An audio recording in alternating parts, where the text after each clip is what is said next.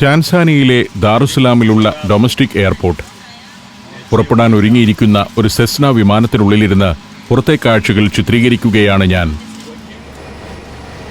ഞാൻ കയറിയ വിമാനത്തിലെ 2 പൈലറ്റുമാരും അവരുടെ സീറ്റിൽ ഇരിപ്പുറപ്പിച്ചു കഴിഞ്ഞു. അവർ യാത്രയ്ക്ക് മുന്നോടിയായുള്ള ചില പരിശോധനകളൊക്കെ നടത്തുന്നു. ഒരു ജീവനക്കാരൻ പൈലറ്റിനു സമീപത്തെ വാതിലടച്ചു. വിമാനത്തിന് മുന്നിലുള്ള പ്രൊപ്പല്ലർ കറങ്ങിത്തുടങ്ങി. ഒറ്റ എഞ്ചിൻ മാത്രമുള്ള ഒരു വിമാനമാണിത്. വലിയ സുരക്ഷാ സംവിധാനങ്ങളൊന്നുമില്ലെങ്കിലും സെസ്ന വിമാനങ്ങൾ അധികമൊന്നും തകർന്നു വീണിട്ടില്ല എന്നുള്ളതാണ് ഒരാശ്വാസം. ആഫ്രിക്കയിലെ ദരിദ്ര രാജ്യങ്ങളിൽ ടൂറിസം മേഖലയിൽ വലിയ തോതിൽ ഉപയോഗപ്പെടുത്തുന്ന വിമാനമാണിത്. 12 യാത്രികർക്ക് പറക്കാം. ഇതിനാകട്ടെ നിരക്ക് വളരെ കൂടുതലുമാണ്. ദാറുസലാമിൽ നിന്നും അരൂഷയിലേക്കുള്ള 2 മണിക്കൂർ പറക്കലിന് ഏതാണ്ട് 15,000 രൂപയാണ് ഓരോ യാത്രികനിൽ നിന്നും ഈടാക്കുന്നത്. ഇന്ത്യയിലാണെങ്കിൽ ഇത്തരമൊരു യാത്രയ്ക്ക് 5,000 മുതൽ 8,000 രൂപ വരെ മാത്രമേ ചെലവ് വരികയുള്ളൂ. സാവധാനം വിമാനം നീങ്ങിത്തുടങ്ങി. സെസ്ന കാരവൻ EX ശ്രേണിയിൽപ്പെട്ട വിമാനമാണിത്. യുഎസിലെ കൻസാസിലുള്ള സെസ്ന എയർക്രാഫ്റ്റ് കമ്പനിയാണ് ഈ വിമാനങ്ങൾ നിർമ്മിക്കുന്നത്.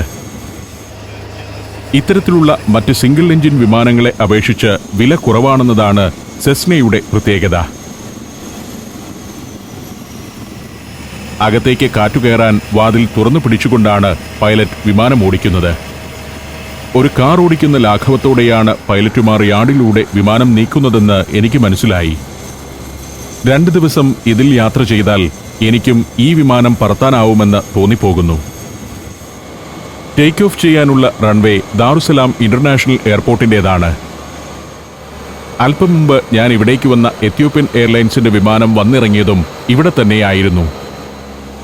ഈ റൺവേയുടെ ഒരറ്റത്തുള്ള ഇന്റർനാഷണൽ ടെർമിനലിൽ നിന്നും ഡൊമസ്റ്റിക് ടെർമിനലിലേക്ക് കൊണ്ടുവരാനാണ് ഒരു ടാക്സി ഡ്രൈവർ എന്നിൽ നിന്നും $30 വാങ്ങിയത്. ഫ്ലൈറ്റ് ഡെക്കിലെ ആധുനിക സജ്ജീകരണങ്ങളിൽ ഞങ്ങളുടെ വിമാനം റൺവേയിലൂടെ ഓടിത്തുടങ്ങിയതായി കണ്ടു. കുതിച്ചു പായുകയാണ് വിമാനം. ഞാൻ പ്രതീക്ഷിച്ചത്ര സങ്കീർണമല്ല ഈ വിമാനത്തിന്റെ പ്രവർത്തനം. വളരെ ലളിതമായി ആത്മവിശ്വാസത്തോടെയാണ് പൈലറ്റുമാർ ഇത് പറത്തുന്നത്. വിമാനം ദാറുസലാം ഇന്റർനാഷണൽ എയർപോർട്ടിന്റെ റൺവേയിൽ നിന്നും ഉയർന്നു. വിമാനങ്ങളുടെ ഹാങ്ങറുകളും റിപ്പയറിംഗ് യാർഡുകളുമൊക്കെ താഴെ കാണാം. അതിനുമപ്പുറം നേരത്തെ ഞാൻ വന്നിറങ്ങിയ ജൂലിയസ് നൈറേറെ ഇന്റർനാഷണൽ എയർപോർട്ട് ടെർമിനലുകൾ. അക്കാണുന്ന വെളുത്ത മേൽക്കൂരയുള്ള നീളൻ കെട്ടിടം പണി നടന്നുകൊണ്ടിരിക്കുന്ന പുതിയ ഇന്റർനാഷണൽ ടെർമിനലാണ്. ടെർമിനൽ 3 എന്ന് അതറിയപ്പെടുന്നു. വർഷം തോറും 1 കോടിയോളം യാത്രക്കാരാണ് ഇപ്പോൾ ജൂലിയസ് നൈറേറെ എയർപോർട്ടിലൂടെ കടന്നുപോകുന്നത്. ആഫ്രിക്കൻ രാജ്യങ്ങൾ പുരോഗതിയുടെ പാതയിലാണെന്ന് ഈ കാഴ്ചകളെല്ലാം വ്യക്തമാക്കിത്തരുന്നു. ടൂറിസം തന്നെയാണ് ആ പുരോഗതിയുടെ അടിസ്ഥാനം. ടാൻസാനിയ, കെനിയ, എത്യോപ്യ തുടങ്ങിയ രാജ്യങ്ങളെല്ലാം കഴിഞ്ഞ 1 ദശകത്തിനിടെ ടൂറിസം രംഗത്ത് വലിയ കുതിപ്പാണ് നടത്തിയിരിക്കുന്നത്. വന്യജീവികളുടെ സാന്നിധ്യമാണ് ഈ രാജ്യങ്ങളെയെല്ലാം ടൂറിസത്തിന്റെ സമൃദ്ധിയിലേക്ക് നയിക്കുന്നതെന്ന് നിസ്സംശയം പറയാം. എന്റെ സഹയാത്രികർ പുറത്തെ കാഴ്ചകളിൽ മുഴുകിയങ്ങനെ ഇരിക്കുന്നു. ഞങ്ങൾ 10 പേരേയുള്ളൂ വിമാനത്തിൽ. താഴെ ദാറുസലാം നഗരത്തിന്റെ പ്രാന്തഭാഗങ്ങൾ. ഓട്ടോ പൈലറ്റ് സംവിധാനമുള്ള വിമാനമാണ് ഇത്. താഴെ മൺപാതകൾ തലങ്ങും വിലങ്ങും പോകുന്ന നഗരപ്രാന്തം. വീടുകളുടെ പല നിറത്തിലുള്ള തകരമേൽക്കൂരകൾ. കൃത്യമായ രൂപരേഖയൊന്നുമില്ലാതെ തോന്നുന്നിടത്തുകൂടിയെല്ലാം എന്ന പോലെ മൺപാതകൾ കടന്നുപോകുന്നു. അത്തരം മൺപാതകളാണ് ആഫ്രിക്കയിലെങ്ങും കാണാനാവുക. വിമാനം അതിന്റെ അനുവദനീയ ഉയരത്തിലേക്കെത്തിയതോടെ പൈലറ്റുമാർ സംസാരത്തിൽ മുഴുകിയങ്ങനെയിരിക്കുന്നു. അടുത്ത 1.5 മണിക്കൂർ പൈലറ്റുമാർക്ക് വലിയ ജോലിയൊന്നുമില്ല. ഏറ്റവും ആധുനികമായ ഫ്ലൈറ്റ് ഡെക്ക് തന്നെയാണ് ഈ സെസ്ന വിമാനത്തിൻ്റേത്. ഓട്ടോമേറ്റഡ് ഫ്ലൈറ്റ് കൺട്രോൾ സിസ്റ്റമാണ് ഇതിലുള്ളത്. വടക്ക് ദിശയിലേക്ക് വിമാനം പറന്നുകൊണ്ടിരിക്കുന്നു. താഴെ ഇങ്ങനെ തിളങ്ങുന്ന ഒരു കാഴ്ചയുണ്ട്. ഒരു നദിയാണത്. അസ്തമയ സൂര്യന്റെ കിരണങ്ങൾ പതിക്കുമ്പോൾ ഭൂമിക്ക് മേൽ പൊട്ടിവീണ് കിടക്കുന്ന ഒരു വെള്ളിയരഞ്ഞാണം പോലെ അത് കാണാവുന്നു. ജനവാസ പ്രദേശം പിന്നിട്ട് വിമാനം ഇപ്പോൾ വനമേഖലയുടെ മുകളിലേക്ക് എത്തിയിരിക്കുന്നു. മരങ്ങൾ ഇടതൂർന്നു വളരുന്ന നിബിഡ വനങ്ങൾ ആഫ്രിക്കയിൽ അധികമില്ല. എന്റെ തൊട്ടപ്പുറത്തിരിക്കുന്നയാൾ ഉറക്കത്തിലേക്ക് പ്രവേശിച്ചിരിക്കുന്നു. ഞാനിരിക്കുന്ന ഭാഗത്തെ ജാലകത്തിലൂടെ വിമാനച്ചിറകാണ് കാണുന്നത്. ചിറകിന് മുട്ടുകൊടുത്തതുപോലെ വലിയൊരു ദണ്ഡും. മുന്നിലിരിക്കുന്ന പൈലറ്റുമാർ വർത്തമാനം പറഞ്ഞുകൊണ്ട് ലാഘവത്തോടെ വിമാനം പറത്തുന്നു. അവർക്കിതൊരു തമാശ പോലെയാണ്.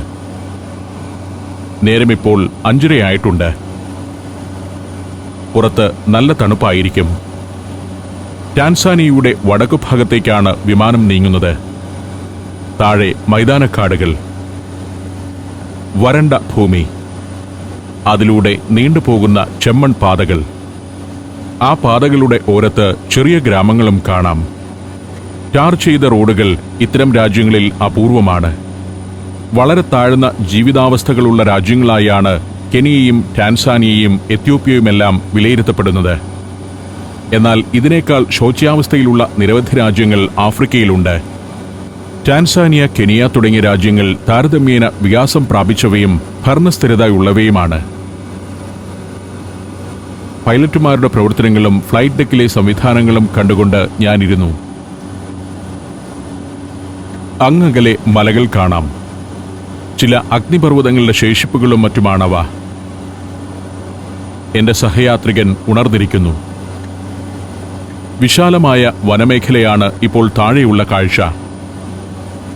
ധാരാളം വന്യമൃഗങ്ങളുള്ള ആഫ്രിക്കൻ കാട്. ലക്ഷക്കണക്കിന് കുതിരമാനുകളും വിവിധയിനം മാനുകളും കാട്ടുപോത്തും കണ്ടാമൃഗവും ആനയും സിംഹവുമെല്ലാമുള്ള വനം. അതിന്റെ വിശദമായ കാഴ്ചകളിലേക്കാണ് ഇനിയുള്ള ദിവസങ്ങളിൽ എനിക്ക് പോകേണ്ടത്. ഈ മലഞ്ചെരുവുകളിലൂടെയും താഴ്വാരങ്ങളിലൂടെയും മൈതാനക്കാടുകളിലൂടെയും മൃഗങ്ങളെ തേടി യാത്ര ചെയ്യണം. ഇന്ന് ഞാൻ അരൂഷയിലെത്തുമ്പോഴേക്കും സന്ധ്യയാവും. എങ്കിലും ഈ യാത്രയും എനിക്കൊരനുഭവം തന്നെയാണ്. ഒരു കൊച്ചു വിമാനത്തിൽ ആഫ്രിക്കൻ വനാന്തരങ്ങൾക്കും ഗോത്രഗ്രാമങ്ങൾക്കും മുകളിലൂടെയുള്ള യാത്ര. ഏറ്റവും നവീനമായ സജ്ജീകരണങ്ങളാണ് സെസ്ന വിമാനത്തിലുള്ളത്.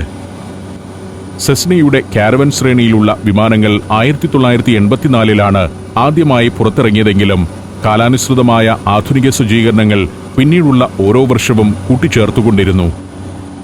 നിർമ്മിതമായ കാലത്ത് കാർഗോ വിമാനമായിട്ടായിരുന്നു സെസ്ന കാരവൻ ഉപയോഗിച്ചിരുന്നത്. പ്രമുഖ മൾട്ടിനാഷണൽ കൊറിയർ കമ്പനിയായ ഫെഡെക്സ് ആയിരുന്നു ആദ്യകാലത്ത് ഇത്തരം വിമാനങ്ങൾ ഉപയോഗപ്പെടുത്തിയത്.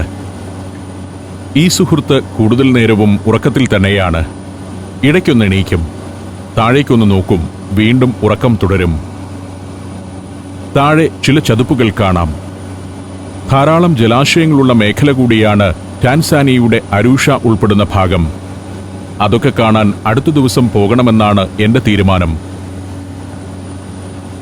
കുറെ കെട്ടിടങ്ങളുള്ള ഒരു പ്രദേശം താഴെ കാണാം.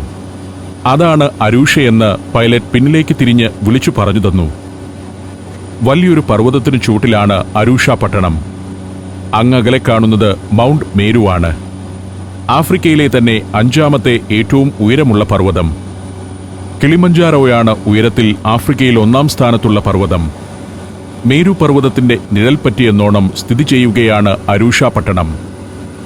ടാൻസാനിയക്കാരുടെ നാടോടി കഥകളിലും ഐതിഹ്യങ്ങളിലുമെല്ലാം മേരു പർവ്വതത്തിന് പ്രധാന സ്ഥാനമുണ്ട്. താഴെ കൃഷിയിടങ്ങളും അരൂഷയുടെ പട്ടണഭാഗങ്ങളുമെല്ലാം കാണാം. പട്ടണം കൃഷിയിടങ്ങളെ കീഴടക്കി വളർന്നുകൊണ്ടിരിക്കുകയാണ്. ആഫ്രിക്കൻ നാടുകളും ഇന്ത്യയുടെ ഉൾഗ്രാമങ്ങളും തമ്മിൽ വലിയ വ്യത്യാസമൊന്നുമില്ലെന്ന് ഈ ആകാശക്കാഴ്ചയിൽ തോന്നിപ്പോകുന്നു. വിശാലമായ കൃഷിയിടങ്ങൾ, മൈതാനങ്ങൾ, അതിനെല്ലാം മുകളിലൂടെ പറന്ന് വിമാനം താഴാനൊരുങ്ങുകയാണ്.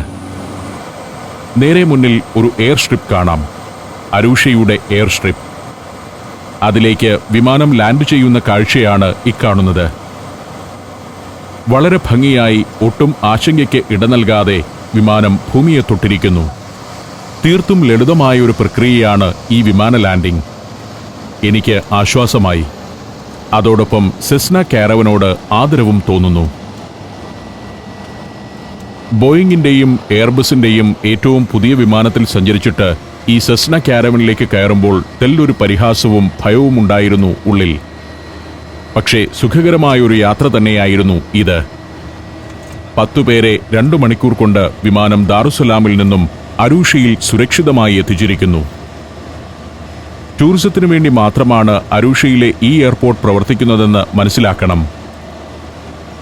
ഇത്തരം ചെറുവിമാനങ്ങളിലാണ് അരൂഷയിലും പരിസരത്തുമുള്ള ടൂറിസം സെന്ററുകളിലേക്ക് ദാറുസലാമിൽ നിന്നും കെനിയയിലെ നെയ്റോബിയിൽ നിന്നുമെല്ലാം ആളുകൾ വരുന്നത്. കെനിയയിലും ടാൻസാനിയയിലും ഇത്തരത്തിലുള്ള കുറേ എയർ സ്ട്രിപ്പുകളുണ്ട്. അതിനെയെല്ലാം കണക്ട് ചെയ്ത് ഇത്തരം ചെറുവിമാനങ്ങൾ പറക്കുന്നുമുണ്ട്. ലാഭകരമായ സർവീസുകൾ തന്നെയാണ് അതെല്ലാം. യാത്രികർ ടൂറിസ്റ്റുകളാണെന്നതിനാൽ പണം മുടക്കാൻ അവർ മടി കാണിക്കുകയുമില്ല. മധ്യപ്രദേശ്, ആൻഡമാൻ, ലക്നൗ, ബറോഡ, നാഷിക്, ഡൽഹി, ആഗ്ര, ഗോളിയോർ. സഞ്ചാരം പെൻഡ്രൈവ് വോള്യം നമ്പർ 22. ഫുൾ HD-യിലുള്ള ഈ അപൂർവ ദൃശ്യയാത്രാ വിവരണ ശേഖരം സ്വന്തമാക്കാൻ സഞ്ചാരം എന്ന് SMS ചെയ്യൂ. ഫോൺ 9995 444 222. യാത്ര അവസാനിക്കുന്നതിന് മുൻപുള്ള റിപ്പോർട്ടുകളെല്ലാം പൈലറ്റുമാർ എഴുതി തയ്യാറാക്കി. പിന്നെ ഒരു ഗോവണി നിവർത്തുക, ചാടിയിറങ്ങുക, ഇത്രയൊക്കെയുള്ളൂ കാര്യങ്ങൾ. എന്റെ സഹയാത്രികരും ഇറങ്ങാൻ തയ്യാറായി. ഉറക്കക്കാരൻ ബാഗെല്ലാം എടുത്തു. പിന്നിലിരിക്കുന്നവരും ഇറങ്ങാനൊരുങ്ങി. ഈ വിമാനത്തിലേക്ക് കയറലും ഇറങ്ങലും അല്പം ശ്രമകരമാണ്. ഒരു ഇന്നോവ കാറിന്റെ വീതിയേയുള്ളൂ വിമാനത്തിന്. സീറ്റുകൾക്കിടയിലൂടെ തിങ്ങിഞ്ഞെരിങ്ങി വേണം വാതിൽക്കലെത്താൻ. 12 പേർക്ക് യാത്ര ചെയ്യാമെന്നത് വലിയ കാര്യം തന്നെയാണ്. അവസാന ഊഴക്കാരനായി ഞാനും പുറത്തേക്കിറങ്ങുകയായി. പുറത്ത് തണുപ്പാണ്. എത്യോപ്യയിലും ദാറുസലാമിലും അനുഭവിച്ചതിനേക്കാൾ കഠിനമായ തണുപ്പ്. അരൂഷ പൊതുവെ തണുപ്പ് കൂടിയ സ്ഥലമാണ്. ഇന്നത്തെ ജോലി അവസാനിപ്പിച്ചിരിക്കുന്നു പൈലറ്റുമാർ. ഇനി നാളെ മാത്രമേ ഈ വിമാനം ദാറുസലാമിലേക്ക് മടങ്ങുകയുള്ളൂ. രാത്രിയിൽ വിമാനങ്ങൾക്ക് ലാൻഡ് ചെയ്യാനോ ടേക്ക് ഓഫ് ചെയ്യാനോ പറ്റിയ എയർ സ്ട്രിപ്പല്ല ഇത്. പകൽ മാത്രം പ്രവർത്തിക്കുന്ന എയർപോർട്ട്. വീണ്ടും ഒരു വിമാനം കൂടി ലാൻഡ് ചെയ്തു. ഇനി 1-2 വിമാനങ്ങൾ കൂടി ഇവിടെ ഇറങ്ങാനുണ്ട്. അത് കഴിയുന്നതോടെ എയർപോർട്ട് ഇന്നത്തേക്ക് അടച്ചുപൂട്ടും. 20ഓളം വിമാനങ്ങൾ ഇപ്പോൾ തന്നെ ഈ എയർപോർട്ടിന്റെ യാർഡിലുണ്ട്. അതെല്ലാം നാളെ ടാൻസാനിയയിലെ പല ടൂറിസം ഡെസ്റ്റിനേഷനുകളിലേക്ക് പറക്കാനുള്ളതാണ്. ഷെഡ്യൂൾഡ് ഫ്ലൈറ്റുകൾ തന്നെയാണ് ഇതെല്ലാം. സ്വദേശികൾക്കും കയറാമെങ്കിലും കൂടുതലായും ഈ വിമാനങ്ങളെ ആശ്രയിക്കുന്നത് ടൂറിസ്റ്റുകളാണ്. ഞാൻ എയർപോർട്ടിന്റെ അറൈവൽ ബിൽഡിംഗിലേക്ക് നടന്നു. വിമാനങ്ങളുടെയെല്ലാം പിൻഭാഗത്ത് ഒരു മുട്ടുകൊടുത്തിരിക്കുന്നു. ചരക്ക് കയറ്റുമ്പോൾ പിറകോട്ട് മറിഞ്ഞു വീഴാതിരിക്കാനാണ് അത്. ഇവിടെ ഇങ്ങനെ ചില ചെറിയ കെട്ടിടങ്ങളുണ്ട്. ഇതാണ് പ്രധാന എയർപോർട്ട് ബിൽഡിംഗ്. അറൈവൽ ലോഞ്ചിലൂടെ നടന്നു. വളരെ വിചിത്രമായ എയർപോർട്ട്. കുറെ പ്ലാസ്റ്റിക് കസേരകൾ അങ്ങിങ്ങ് ചിതറിക്കിടക്കുന്നു. കെട്ടിടത്തിലൂടെ ഒന്ന് കയറി ഇറങ്ങിപ്പോവുക, അത്രയേ ഉള്ളൂ. കുറച്ച് സായിപ്പുമാരൊക്കെ ഇവിടെ നിൽപ്പുണ്ട്. ഇറങ്ങിച്ചെല്ലുമ്പോൾ എൻ്റെ പേരെഴുതിയ കടലാസുമായി ഒരാൾ ഇതാ നിൽക്കുന്നു. ഞാൻ താമസിക്കാൻ മുറി ബുക്ക് ചെയ്തിരിക്കുന്ന ഹോട്ടലിൽ നിന്നും അയച്ച ആളാണ്. ഇവിടെ ടാക്സികളൊന്നുമില്ല. അക്കാര്യം എനിക്കറിയില്ലായിരുന്നു. ഈ കിടക്കുന്നതെല്ലാം ഓരോരുത്തരെ കൊണ്ടുപോകാൻ വന്നിരിക്കുന്ന വാഹനങ്ങളാണ്. എല്ലാം ഹോട്ടലുകാർ അയച്ചവ. ഇദ്ദേഹത്തിൻ്റെ പേര് ഇമ്മാനുവൽ എന്നാണ്. ഞാൻ മുറി ബുക്ക് ചെയ്തിരിക്കുന്ന നാട്രോൺ പാലസ് ഹോട്ടലിൽ നിന്നും അയച്ചതാണ് ഇമ്മാനുവലിനെ. ഇടതുവശത്ത് ഇക്കാണുന്നതൊക്കെയാണ് എയർപോർട്ടിന്റെ കെട്ടിടങ്ങൾ. അതിൽ മിക്കതും പട്ടാളക്കാരുടെ കാവൽപ്പുരകളും താമസയിടങ്ങളും മറ്റുമാണ്. ഇതാണ് വിമാനത്താവളത്തിലെ ഡിപ്പാർച്ചർ പ്രദേശം. എയർ ട്രാഫിക് കൺട്രോളിന്റെ കെട്ടിടമാണ് അക്കാണുന്നത്. ഇത്രയൊക്കെ മതി ഇവിടുത്തെ ഒരു വിമാനത്താവളത്തിന്. പുറത്തേക്കുള്ള പാതയാകട്ടെ ടാർ ചെയ്തിട്ടില്ല. ഒരു എയർപോർട്ടിൽ നിന്നുള്ള പാതയാണെന്നോർക്കണം. ഈ വേലിക്കകത്താണ് റൺവേ. അതിനപ്പുറത്തുകൂടി ഒരു ഹൈവേ പോകുന്നുണ്ട്. അങ്ങകലെ മൗണ്ട് മേരു. ടാൻസാനിയക്കാരുടെ നിരവധിയായ വിശ്വാസങ്ങൾക്കും ഐതിഹ്യങ്ങൾക്കുമെല്ലാം ഇരിപ്പിടമായ മേരു പർവ്വതം. ഒരു കാലത്ത് തീയും പുകയും തുപ്പിയിരുന്ന അഗ്നിപർവ്വതം തന്നെയാണത്. 4562 മീറ്ററാണ് മേരു പർവ്വതത്തിന്റെ ഉയരം.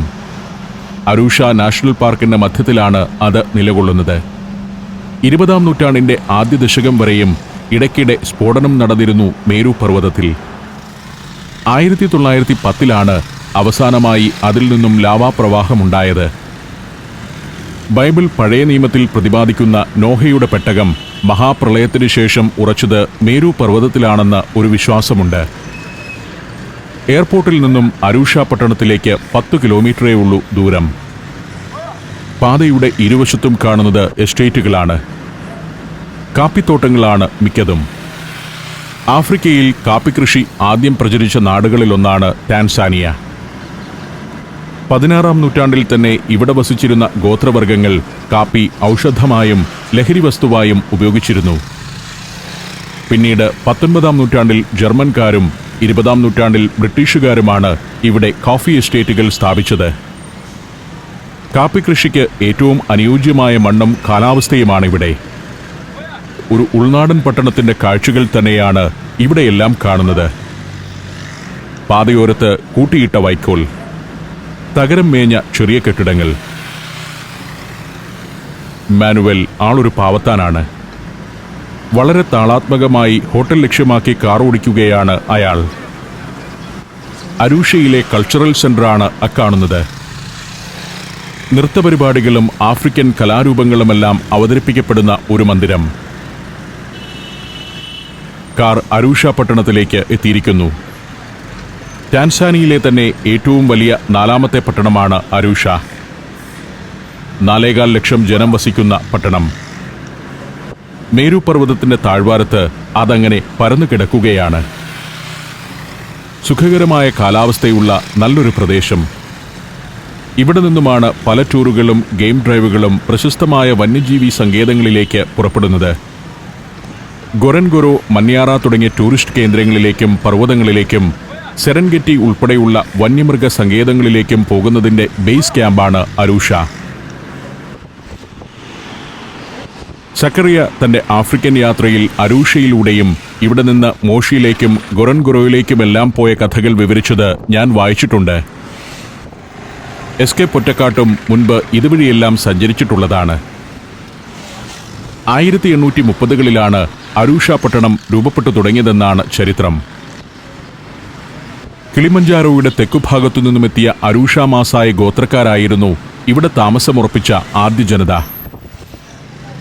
1896-ൽ ജർമ്മൻകാർ അരൂഷയെ അധീനപ്പെടുത്തുകയും ഇവിടെ വലിയൊരു സൈനിക കേന്ദ്രം സ്ഥാപിക്കുകയും ചെയ്തു. 1-ാം ലോകമഹായുദ്ധകാലത്ത് 1916-ൽ ജർമ്മൻകാരെ തോൽപ്പിച്ച് ബ്രിട്ടീഷുകാർ അരൂഷ തങ്ങളുടേതാക്കി മാറ്റി. ആഫ്രിക്കയുടേതായ അച്ചടക്കമില്ലായ്മയും പൊടിയും മണ്ണും ചേലില്ലാത്ത കെട്ടിടങ്ങളുമെല്ലാം തന്നെയാണ് ഇവിടെയും കാഴ്ച. സാധാരണമായ ഒരു ആഫ്രിക്കൻ പട്ടണത്തിന്റെ രൂപം. ആളുകളിൽ ചിലർ സായിപ്പിന്റെ രീതിയിൽ വസ്ത്രം ധരിച്ചവരാണെങ്കിൽ മറ്റു ചിലരെ തനി ആഫ്രിക്കൻ വേഷത്തോടെ കാണാം. ക്യാമറ പുറത്തേക്ക് തിരിച്ചുവെച്ച് ഞാൻ നഗരക്കാഴ്ചകൾ ഷൂട്ട് ചെയ്തുകൊണ്ടിരിക്കുമ്പോൾ ഇടയ്ക്കിടെ ഇമ്മാനുവേൽ എന്നെ ഭയപ്പെടുത്തുന്നുണ്ട്. സൂക്ഷിക്കണം, ക്യാമറ ആരെങ്കിലും തട്ടിയെടുത്തേക്കും, ക്യാമറയുമായി വാഹനത്തിന് പുറത്തിറങ്ങരുത്, രാത്രിയിൽ തനിയെ പുറത്തിറങ്ങി നടക്കരുത് എന്നൊക്കെയാണ് മുന്നറിയിപ്പുകൾ. ഹോട്ടൽ നാട്രോൺ പാലസിന് മുന്നിലേക്ക് കാർ എത്തിയിരിക്കുന്നു. വഴിയോരത്തേക്ക് ഇമ്മാനുവേൽ വാഹനം ഒതുക്കി നിർത്തി. ഇതാണ് നാട്രോൺ പാലസ് ഹോട്ടൽ. സ്റ്റാർ ഹോട്ടലൊന്നുമല്ല, എങ്കിലും വലിയ ഹോട്ടൽ തന്നെ. അരൂഷ നഗരത്തിന്റെ ഹൃദയഭാഗത്താണ് ഹോട്ടൽ. എന്നെ റിസപ്ഷനിലെത്തിച്ച് യാത്ര പറഞ്ഞ് ഇമ്മാനുവേൽ മടങ്ങി. പാശ്ചാത്യ ടൂറിസ്റ്റുകൾ താമസിക്കുന്ന ഒരു ഹോട്ടൽ തന്നെയാണിത്. ചെക്ക് ഇൻ ചെയ്തു. ഒരു പരിചാരകൻ പയ്യൻ എന്റെ ബാഗുമെടുത്ത് മുൻപേ നടന്നു. 2500 രൂപയേ ഉള്ളൂ ഒരു രാത്രിക്ക് ഇവിടെ മുറിവാടക. എന്റെ ചിത്രീകരണ യാത്രകൾക്ക് ഏറ്റവും സൗകര്യപ്രദമായതിനാലാണ് ഞാൻ ഇവിടെ തന്നെ മുറി ബുക്ക് ചെയ്തത്. ഹോട്ടലിന്റെ 4-ാം നിലയിലാണ് എന്റെ മുറി. ഇടുങ്ങിയ ഇടനാഴിയിലൂടെ 401 നമ്പർ മുറിയുടെ മുന്നിലെത്തി. നമ്മുടെ നാട്ടിൻപുറത്തെ ഒരു ലോഡ്ജിന്റെ നിലവാരമേയുള്ളൂ മുറിക്കെന്ന് തോന്നി. ബെഡിൽ ലിനൻ കൊണ്ട് ചില കലാരൂപങ്ങൾ ഉണ്ടാക്കി വച്ചിരിക്കുന്നു. ഇന്നൊരു രാത്രി മാത്രമേ ഞാൻ ഇവിടെ താമസിക്കുന്നുള്ളൂ. അതിന് ഈ സൗകര്യമൊക്കെ ധാരാളം. എയർ കണ്ടീഷണറുണ്ട്. നല്ല തണുപ്പായതിനാൽ AC-യുടെ ആവശ്യമൊന്നുമില്ല. ബാൽക്കണിയിലേക്ക് ഇറങ്ങുമ്പോൾ നേരം ഇരുട്ടിക്കഴിഞ്ഞിരിക്കുന്നു. ടാൻസാനിയയിലെ എൻ്റെ ആദ്യത്തെ രാവാണിത്.